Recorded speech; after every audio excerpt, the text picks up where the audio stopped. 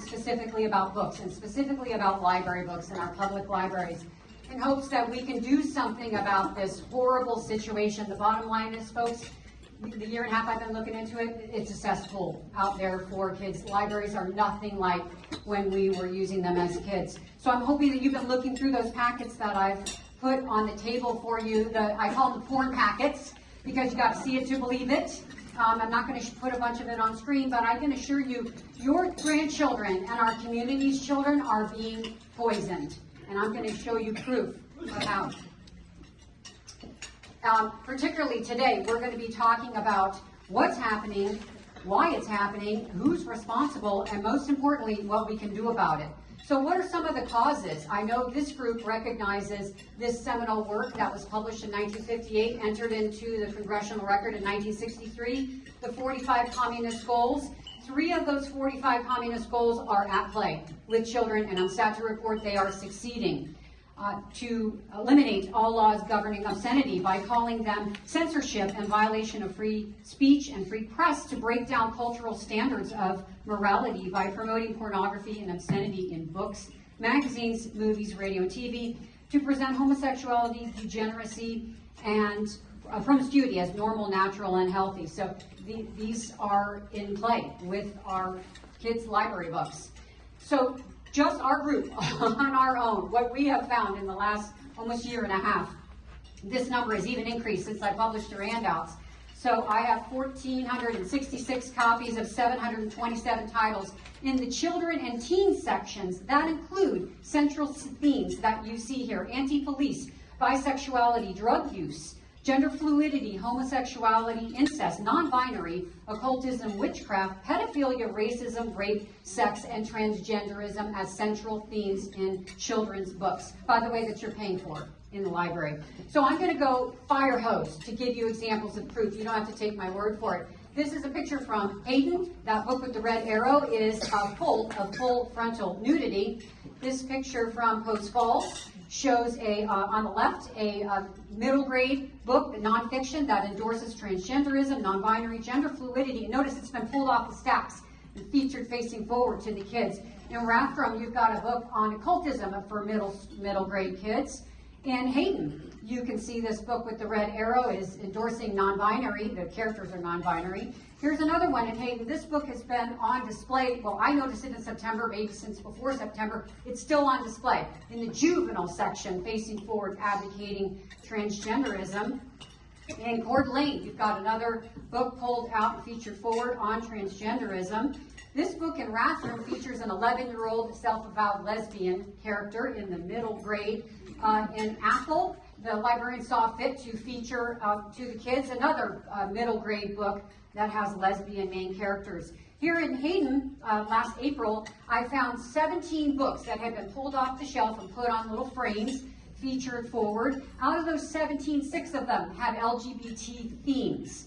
The one on the top here was written by Dr. Drew. You all know him, TV doctor, podcast, right? It's written for teens. And he's a bona fide MD, and in that book he comes right out and says transgenderism, that's a thing, non-binary, that's a thing, gender fluidity, that's a thing. A literal quote out of the book: when babies are born, doctors, when it comes to their gender, doctors take their best guess. Sometimes they get it wrong, and so you just change it later. That's a quote from Dr. Drew in a book that's pointed towards teens. So again, this is having an impact on our world and our culture. According to Newsweek, this is a year ago, 14 months ago, the study came out. Nearly 40% of U.S. Gen Z kids self-identify as LGBT. This is going to have an impact on our world and our society. It's also having a local impact. Right here, we had an 11-year-old girl 2 years ago who thought she wanted to transition and was having secret, private consultations with the school counselor, who was keeping those meetings from the child's family. And of course, when the family found out, it made national news, as well as obviously local news. In Post Falls, there are other agendas at play beyond the LGBT stuff. There's also social justice, which we know what that is code for. So you have a children's version of Black Lives Matter. Some may know about it too.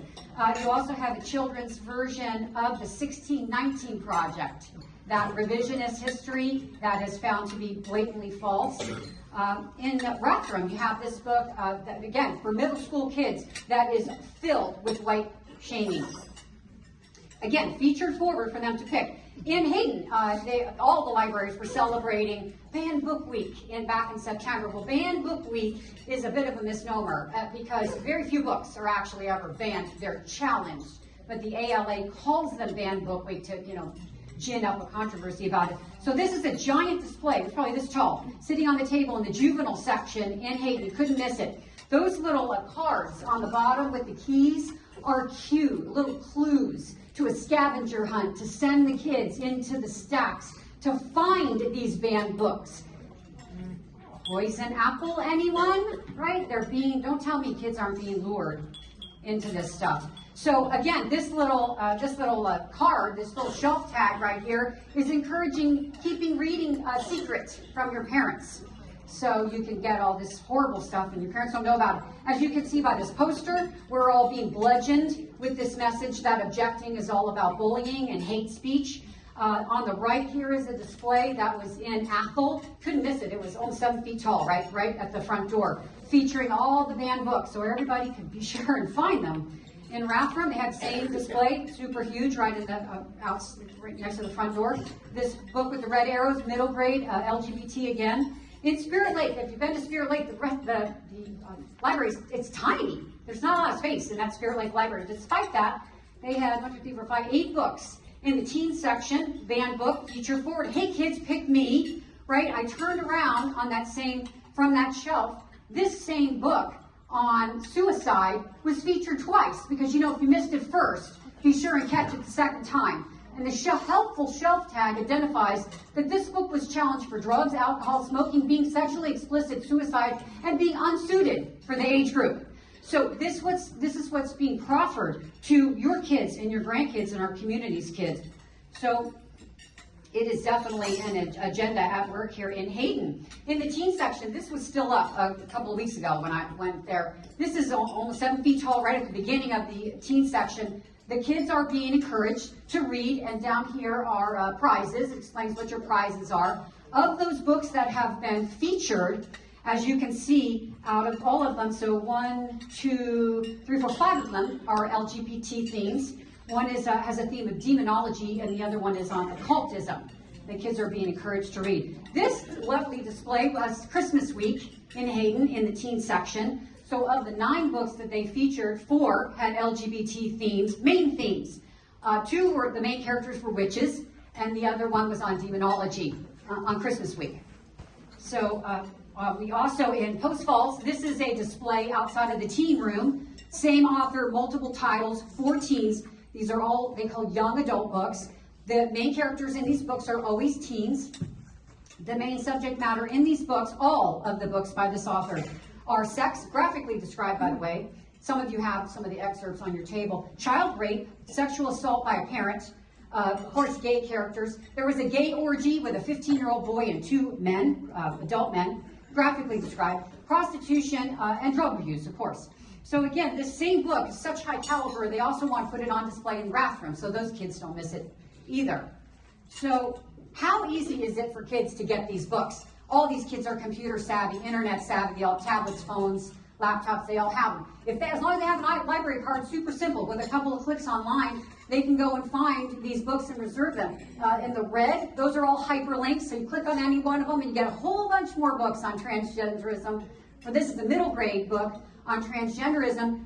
You click, place a hold, and the library shuttles it over. So say you're a kid who lives in Athol and you want one of those garbage books from CDA. You can't get down there. No problem. Couple of clicks. The shuttle drives it to Athol for you. And the librarians, they have no idea with the age of the child who reserved this book. They put it on the shelf with your name on it. You walk in, you self-check, you grab your library card with the barcode, right? You put the barcode underneath this scanner with barcode of the book. Literally 2 clicks, you're out the door. 0 adult intervention on whatever book that you picked. 5 minutes. Well, thank you. So kids have unfettered access. This is a screenshot from an actual local parent. Her 5-year-old has her own card. And this kid put this book this mother put this book on hold to see. All of you have probably heard about genderqueer. So mom in the back, I'm warning you right now, this is what this 5-year-old can get.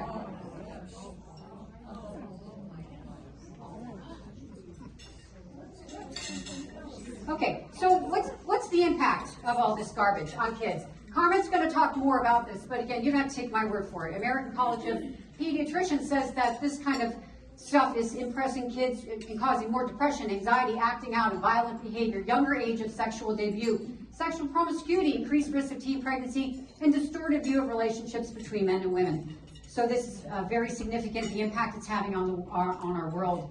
This is about much, much more than books. I think you will agree with me that this is an agenda at work that has extremely significant impacts on our world. So who's allowing this and why? So as David Lou introduced Rochelle Otteson in the back, on the left side of your screen are the 5 elected board trustees for the Community Library Network.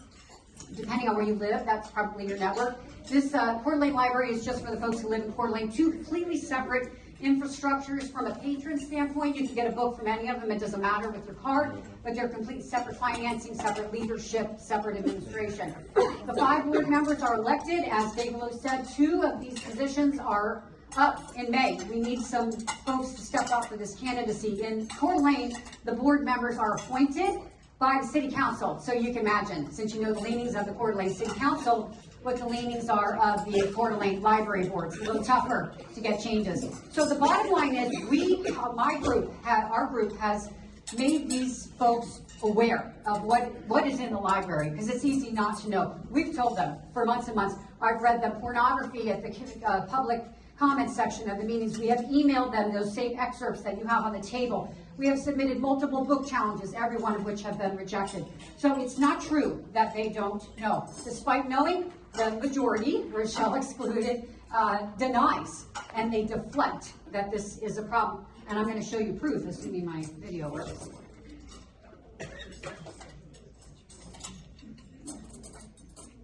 This is the Community Library Network board chair.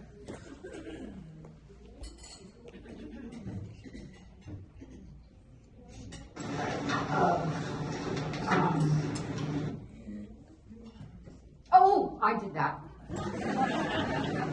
Concerns from the public concerning that we have obscenity in the library, that it's pornographic, that it's, but the library is very careful in making sure that the items we have here don't meet that definition by law.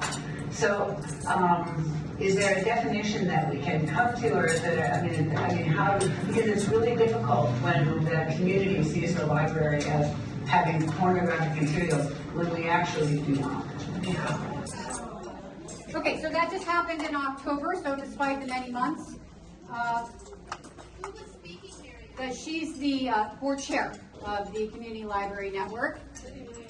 Yeah. Sorry?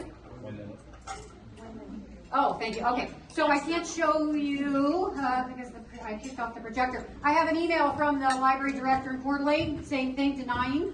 The Community Library Network has partnered with the North Idaho Pride Alliance to have all these materials available. I was going to show you that there was a display at the event Pride in the Park last summer where they handed out a very helpful handout with aggregating all these young adult gay books that they could check out. Coeur d'Alene Library was there as well. Why are these toxic books allowed? It's the policy. It's the insistence of the board to say that, nope, children have the right to read, First Amendment, we don't censor, anything goes.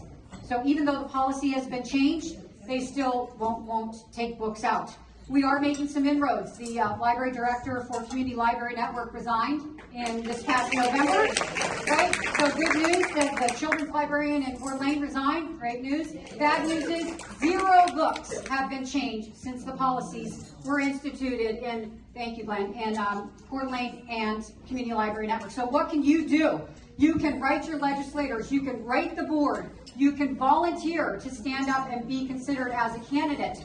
You can come to these board meetings and give public comment, or you can email your public comment. You can vote in May. So many people don't show up in May. We need you there. Your handouts, your green handouts, have links just to Google spreadsheets of the books that you want to avoid, the books that you want to seek. You can email those links to your friends and family and children. It's our duty to stand up and do something about this, because absent standing up, nothing will change and the inflow will continue.